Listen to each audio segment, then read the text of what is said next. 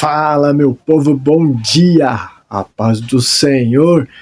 Dia 15 de janeiro de 2026. Glória a Deus, que você tenha um dia abençoado. E nós vamos continuar fazendo a leitura do Novo Testamento hoje, lendo Marcos capítulo 4 ao 6 e Salmos de número 6. Amém? 11º dia da leitura de 90. Então, pega a tua Bíblia, vamos ler juntos. Se você puder acompanhar comigo a leitura, se você não puder, ouça e deixe que o Espírito Santo possa ministrar a tua vida. Amém? Marcos capítulo 4 fala sobre a parábola do semeador. Pai amado, nós estamos aqui e te pedimos, fala conosco através desses textos, através da sua palavra, e que nós possamos colocar em prática no dia de hoje tudo que nós lemos aqui, Pai. Em nome de Jesus, amém. A parábola do semeador. Retornou Jesus à beira-mar para ensinar. E a multidão que se juntou ao seu redor era tão numerosa que o forçou a entrar num barco, onde assentou-se. O barco estava no mar e todo o povo agrupava-se na praia. E assim ele lhes transmitia muitos ensinamentos por parábolas e enfatizava ao ministrar. Escutai, eis que o semeador saiu a semear. Enquanto lançava a semente, parte dela caiu à beira do caminho, e chegaram as aves e a devoraram. Outra parte caiu em solo pedregoso e, não havendo terra suficiente, nasceu rapidamente, pois a terra não era profunda. Contudo, ao raiar do sol, as plantas se queimaram e, porque não tinham raiz, secaram. Outra parte ainda caiu entre os espinhos. Estes espinhos cresceram e sufocaram as plantas, e por isso não pôde dar frutos. Finalmente, outras partes caíram em terra boa. Germinaram, cresceram e ofereceram grande colheita, a 30, 60 e até 100 por um. E alertou: aquele que tem ouvidos para ouvir, ouça. Quando se afastaram das multidões, os 12 e alguns outros que o seguiam lhe pediram para elucidar as parábolas. Então lhes revelou: a vós foi concedido o mistério do reino de Deus. Aos de fora, entretanto, tudo é pregado por parábolas, com o propósito de que, mesmo que vejam, não percebam, ainda que ouçam, não compreendam, e isso para que não se convertam e sejam perdoados. Então Jesus os questionou: se não compreendeis esta parábola, como podereis entender todas as outras? O semeador semeia a palavra. Algumas pessoas são como a semente à beira do caminho onde a palavra foi semeada, mas assim que a ouvem, Satanás vem e toma a palavra nela semeada. Assim também ocorre com a que foi semeada em solo pedregoso. São as pessoas que, ao ouvirem a palavra, logo a recebem com alegria. Entretanto, visto que não têm raízes em si mesmas, são de pouca perseverança. Ao surgir alguma tribulação ou perseguição por causa da palavra, rapidamente sucumbem. Outras ainda, como a semente lançada entre os espinhos, escutam a palavra, porém quando chegam as preocupações da vida diária, a sedução da riqueza e todas as demais ambições, agridem e sufocam a palavra, tornando-a infrutífera. Todavia, outras pessoas são como as que foram semeadas em terra boa. Estas ouvem a palavra, colhem-na e oferecem farta colheita, a 30, 60 e até 100 por um. A parábola da luz encoberta. E lhes propôs: quem porventura traz uma candeia para colocá-la sobre uma vasilha ou debaixo de uma cama, ao invés não a traz para ser depositada no candelabro? Pois nada há de oculto que não venha a ser revelado, e nada em segredo que não seja trazido à luz do dia. Se alguém tem ouvidos para ouvir, ouça. E seguiu ensinando: ponderai atentamente o que tendes ouvido, pois com a medida com que tiverdes medido, vos medirão igualmente a vós, e ainda mais vos será acrescentado. Porquanto ao que tem, mais lhes dará. De quem não tem, até o que tem lhe será tirado. A parábola do reino, então, contou-lhes que O reino de Deus é semelhante a um homem que lançou a semente sobre a terra, enquanto ele dorme e acorda durante noites e dias, a semente germina e cresce, embora ele desconheça como isso acontece. A terra por si mesma produz o fruto. Primeiro surge a planta, depois a espiga e mais tarde os grãos que enchem a espiga. Assim que as espigas amadurecem, o homem imediatamente lhes passa a foice, pois é chegado o tempo da colheita. A parábola do grão de mostarda. E contou-lhes mais: com o que compararemos o reino de Deus? Que parábola buscaremos para representá-lo? É como um grão de mostarda, que é o menor das sementes que se planta na terra, porém, uma vez semeada, cresce e se transforma na maior das hortaliças, com ramos tão grandes a ponto de as aves do céu poderem abrigar-se sob a sua sombra. O ensino parabólico de Jesus ainda. Então, assim, por meio de muitas parábolas semelhantes, Jesus lhes comunicava a palavra, conforme a medida das possibilidades de compreensão de seus ouvintes. E nada lhes transmitia sem usar alguma parábola. Entretanto, quando estava em particular com os seus discípulos, explicava-lhes tudo claramente. Aos discípulos, tudo fica mais claro. Então, não sejamos apenas ouvintes, mas discípulos de Jesus. A tempestade se submete a Jesus, versículo 35. Naquele mesmo dia, ao cair da tarde, pediu aos seus discípulos: passemos para outra margem. Eles então, despedindo-se da multidão, o levaram no barco, assim como estava, e outros barcos o seguiam. Aconteceu que levantou-se um tremendo vendaval, e as grandes ondas se jogavam para dentro do barco, de maneira que este foi se enchendo de água. Jesus estava na popa, dormindo, com a cabeça sobre um travesseiro. Os discípulos o despertaram e suplicaram: Mestre, não te importas que pereçamos? Então ele se levantou, repreendeu o vento e ordenou ao mar: Aquieta-te, silencia-te. E logo o vento serenou e houve completa bonança. E indagou aos seus discípulos: Por que sois covardes? Ainda não tendes fé? Os discípulos, contudo, estavam tomados de terrível pavor e comentavam uns aos outros: Quem é este que até o vento e o mar lhe obedecem? Capítulo 5 do livro de Marcos, a libertação de um possesso. E assim atravessaram o mar e foram para a região dos Gerasenos ou Gadarenos. Logo que Jesus desceu do barco, veio dos sepulcros caminhando ao seu encontro um homem possuído por um espírito imundo. Esse homem vivia em meio aos sepulcros e não havia quem conseguisse dominá-lo, nem mesmo concorrentes. Muitas vezes já haviam acorrentado seus pés e mãos, mas ele arrebentava os grilhões e estraçalhava algemas e correntes. Ninguém tinha força para detê-lo. E, noite e dia, sem repouso, perambulava por entre os sepulcros e pelas colinas, gritando e cortando-se com lascas de rocha. Ao avistar Jesus, ainda de longe, correu e atirou-se aos seus pés, e clamou aos berros: O que queres de mim, Jesus, Filho de Deus Altíssimo? Suplica-te por Deus que não me atormentes. Pois Jesus já lhe havia ordenado sair deste homem espírito imundo. Todavia Jesus o interrogou: Qual é o teu nome? Respondeu ele: Meu nome é Legião, porque somos muitos. E implorava insistentemente para que Jesus não os mandasse para fora daquela região. Enquanto isso, perto dali, numa colina vizinha, uma grande manada de porcos estava pastando. Foi então que os demônios rogaram a Jesus: Manda-nos para os porcos, para que entremos neles. E Jesus lhes deu permissão. E os espíritos imundos deixaram o homem e entraram nos porcos.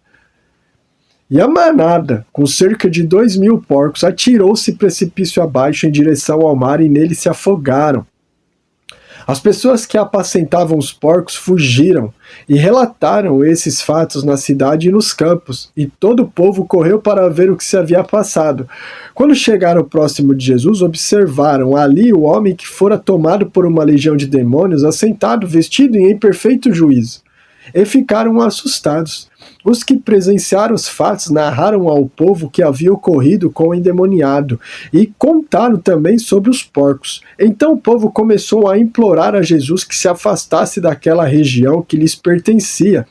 E quando Jesus estava entrando no barco, o homem que fora possuído pelos espíritos imundos rogava-lhe que o deixasse seguir com ele. Jesus não consentiu, entretanto orientou: vai para a tua casa, para a tua família, e anuncia a eles tudo quanto Deus tem realizado a teu favor e como teve misericórdia de ti. Então partiu aquele homem e começou a pregar por toda a Decápolis as coisas que Jesus havia feito por ele, e todos ficavam maravilhados. E retornando Jesus de barco para outra margem, numerosa multidão, uma vez mais, se formou ao seu redor enquanto estava na praia. Foi quando chegou ali um dos dirigentes da sinagoga local chamado Jairo.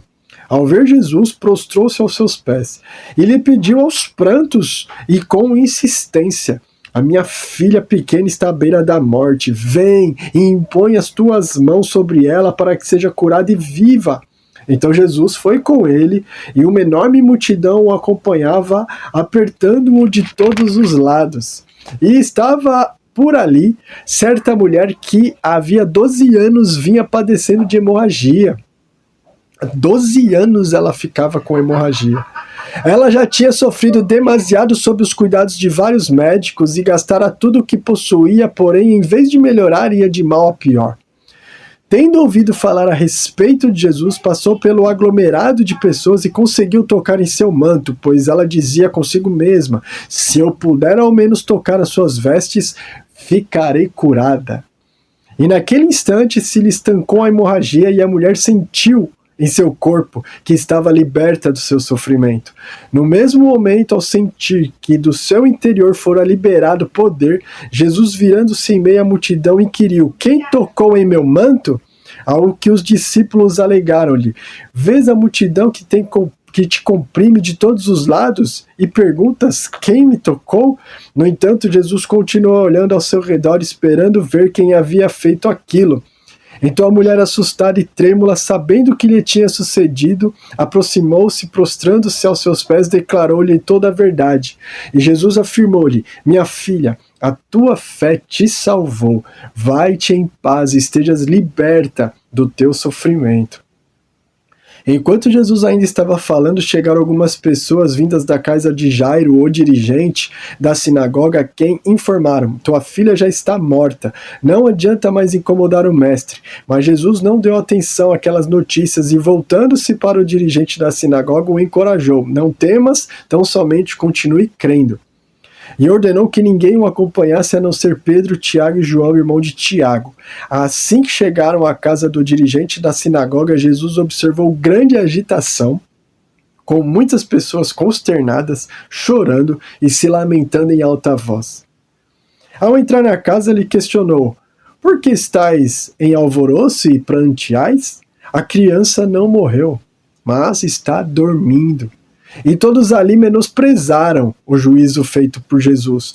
Ele, contudo, mandou que saíssem. Chamou para perto de si o pai, a mãe da criança, bem como os discípulos que estavam em sua companhia, e adentrou o recinto onde jazia a criança. Então, pegando na mão da menina, ordenou em aramaico: Talita cumi, que significa: filhinha, eu te ordeno, levanta-te. E no mesmo instante a menina, que tinha 12 anos de idade, ergueu-se do leito e começou a andar. Diante disso todos ficaram assombrados. Então Jesus lhe recomendou expressamente para que nenhuma outra pessoa viesse a saber do que havia presenciado e mandou que dessem algo de comer à menina. Capítulo 6 do livro de Marcos. Então partiu Jesus dali e foi para sua terra natal na companhia dos seus discípulos. E com a chegada de sábado, começou a ensinar na sinagoga local, e muitos dos que escutavam ficavam admirados e exclamavam: de onde lhe vem tudo isso? E que sabedoria é essa que lhe foi outorgada? Não é este o carpinteiro, filho de Maria, irmão de Tiago, José, Judas e Simão? E não convivem conosco as suas irmãs? E eles ficaram escandalizados por causa dele. Contudo, Jesus lhes afirmou: somente em sua própria terra, junto aos seus parentes, em sua própria casa, é que um profeta não é devidamente honrado. E por isso não podia realizar ali nenhum milagre, com exceção feita a alguns doentes que, ao impor as suas mãos foram curados, e perplexo com a falta de fé por parte dos seus, passou a percorrer os povoados vizinhos e os ensinava. Versículo 7 do capítulo 6. Convocou então os 12 para junto de si, os enviou de 2 em 2, concedendo-lhe autoridade sobre os espíritos imundos. E determinou que nada levassem pelo caminho a não ser um cajado somente, nem pão, nem mochila de viagem, nem dinheiro em seus cintos. Que andassem calçados com sandálias, mas não carregassem 2 túnicas. E recomendou-lhes: sempre que entrardes em uma casa, nela permanecei até vos retirardes de lá. Contudo, se alguma aldeia não vos receber, nem vos quiser ouvir, ao partirdes desse lugar, sacude a poeira debaixo de vossos pés, como testemunho contra eles. Eles partiram e pregavam que todos se arrependessem e expulsavam muitos demônios, ungindo com óleo inúmeros doentes e os curavam. Versículo 14. E essas notícias chegaram aos ouvidos do rei Herodes, porquanto o nome de Jesus já havia se tornado célebre. Algumas pessoas estavam comentando: João Batista ressuscitou dos mortos. Essa deve ser a razão pela qual através dele se operam poderes milagrosos. Entretanto, outros alegavam: ele é Elias, e ainda outros declaravam: ele é o profeta, como um daqueles profetas do passado. Mas quando Herodes tomou conhecimento do que se comentava, exclamou: João, a quem mandei decapitar, ressuscitou dos mortos. Porque o próprio Herodes havia expedido as ordens para que prendessem João e os acorrentassem num cárcere por influência de Herodias, esposa de Filipe, seu irmão, com a qual viera se casar. Pois na ocasião João havia admoestado a Herodes, dizendo assim: não te é lícito viver com a mulher do teu irmão. E por esse motivo Herodias o odiava e tensionava matá-lo. Contudo, não conseguia realizar o seu intento. Porquanto Herodes temia João e, sabedor de que era um homem justo e santo, o protegia. E quando o ouvia, ficava admirado e escutava com prazer. Finalmente, Herodias teve a ocasião oportuna que ansiava. No dia de aniversário dele, Herodes ofereceu um banquete aos seus líderes mais destacados, aos comandantes militares, às principais personalidades da Galileia, e aconteceu que a filha de Herodias se apresentou dançando e muito agradou a Herodes e aos convidados. Então o rei brindou a jovem e disse: pede-me o que desejares e eu te darei. E sob juramento ele lhe assegurou: se pedires ainda que seja metade do meu reino, eu te darei. Diante disso saiu a moça e consultou sua mãe: o que eu devo pedir? Ao que ela recomendou: a cabeça de João Batista. Sem demora, retornando imediatamente à presença do rei, formalizou seu pedido: eu quero que me des agora mesmo a cabeça de João Batista num prato. Então grande angústia sobreveio ao rei, mas devido ao juramento que ele fizera e aos convívios que se reclinavam ao redor da sua mesa, ele não quis deixar de atendê-la. Mandou, portanto, imediatamente um carrasco com ordens para trazer a cabeça de João. O executor, foi e decapitou João na prisão, e trazendo a cabeça de João sobre um prato, entregou à jovem. E esta em seguida a ofereceu à sua mãe. Assim que souberam do fato, os discípulos de João foram até lá, resgataram o corpo e depositaram em um sepulcro. Retornaram os apóstolos e reuniram-se com Jesus para lhe relatar tudo quanto haviam realizado e ensinado. Então convidou-lhe Jesus: vinde somente vós comigo para um lugar deserto e descansai um pouco. Pois a multidão dos que chegavam e partiam era tão grande que eles sequer tinham tempo para comer. E saindo do barco foram para um local despovoado. Entretanto, muitos dos que o viram retirar-se, tendo-os reconhecido, saíram correndo a pé de todas as cidades e chegaram lá antes deles. Quando Jesus desceu do barco e observou aquele enorme ajuntamento de pessoas, sentiu compaixão por elas, porquanto eram como ovelhas sem pastor, e sem demora passou a ministrar-lhes muitas orientações. Com o passar das horas, o final da tarde estava chegando, e por isso os discípulos se aproximaram de Jesus e avisaram: este lugar é deserto e a hora já está muito avançada. Despede, pois, a multidão para que possam ir aos campos e povoados vizinhos comprar para si o que comer. Jesus, porém, o instruiu: provede-lhes vós mesmo de comer. Ao que eles replicaram: devemos ir comprar cerca de 200 denários de pão para dar-lhes de comer? Mas Jesus lhes indagou: quantos pães tendes? E de verificar. E tendo-se informado, comunicaram 5 pães e 2 peixes. Então Jesus determinou-lhe que fizesse com que todo o povo se acomodasse em grupos reclinados sobre a relva verde do campo.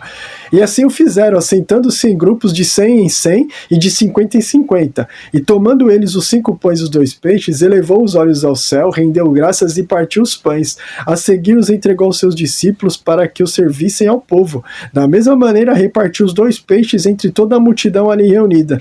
Todas as pessoas comeram à vontade e ficaram satisfeitas. Os discípulos ainda recolheram 12 cestos repletos de pedaços de pão e de peixe e foram alimentados 5.000 homens naquele dia. Versículo 45. Logo em seguida insistiu com os discípulos para que entrassem no barco e seguissem adiante dele para Betsaida, enquanto ele se despedia do povo. Tendo despedido, subiu ao monte para orar. Chegando à noite, o barco estava no meio do mar e Jesus encontrava-se sozinho em terra. Ele notou que os discípulos remavam com dificuldade, pois o vento soprava contra eles, em plena madrugada. Jesus vinha na direção deles, andando sobre o mar, e já estava prestes a passar por eles. Assim que o viram caminhando sobre as águas, logo pensaram se tratar de um fantasma, e por isso gritaram. Pois todos os tinham visto e ficaram apavorados. Contudo, Jesus lhes anunciou: tende coragem, sou eu, não tenhais medo. Então logo subiu no barco para junto deles e o vento se acalmou e eles ficaram pasmos. Afinal, eles nem tinham entendido o milagre dos pães, porquanto seus corações se mantinham endurecidos. Depois de atravessarem o mar, chegaram a Genezaré e ali aportaram. Logo que desembarcaram, o povo reconheceu Jesus. Multidões viajavam por toda aquela região, levando os seus enfermos em macas para onde ouviam que ele estava. E onde quer que ele fosse ministrar, povoados, cidades ou campos, a população trazia os doentes para as praças e imploravam-lhe que pudessem ao menos tocar na borda do seu manto, e todos os que nele tocavam eram curados. Que nós possamos tocar na borda do manto do Senhor. Nós possamos receber a nossa cura e transformação. Amém? Marcos 4-6 e agora Salmos capítulo 6 para nós finalizarmos a leitura de hoje. Súplicas durante a provação. Senhor, não me castigues na tua ira, nem me corrijas no teu furor. Tem piedade de mim, ó Senhor, pois eu estou perdendo as forças. Cura-me, Senhor, pois estremecem meus ossos, e a minha alma está extremamente apavorada. Até quando, Senhor? Até quando? Volta-te, Senhor, e liberta a minha alma, salva-me por teu amor misericordioso, porque entre os mortos não há adoração a ti. No túmulo, quem poderá te render louvores? Estou esgotado de tanto gemer, todas as noites eu choro na cama, banhando meu leito com lágrimas. Os meus olhos derretem-se de tristeza pela insolência dos meus opressores. Afastai-vos de mim, malfeitores todos, porque o Senhor escutou a voz do meu pranto. O Senhor ouviu a minha súplica, o Senhor respondeu à minha oração. Serão humilhados e aterrorizados todos os meus inimigos, cobertos de vergonha, se retirarão depressa. Um salmo de Davi. Amém? Que Deus abençoe sua vida, que Deus abençoe seu dia. Faz essa leitura, medita no Senhor e coloque em prática, que eu tenho certeza que o Senhor vai tratar muito o nosso caráter, vai tratar muito a nossa alma e vai nos colocar mais perto dele, vai te dando alegria, paz e plenitude. Amém? Deus te abençoe. Tenha um dia muito abençoado. Beijo!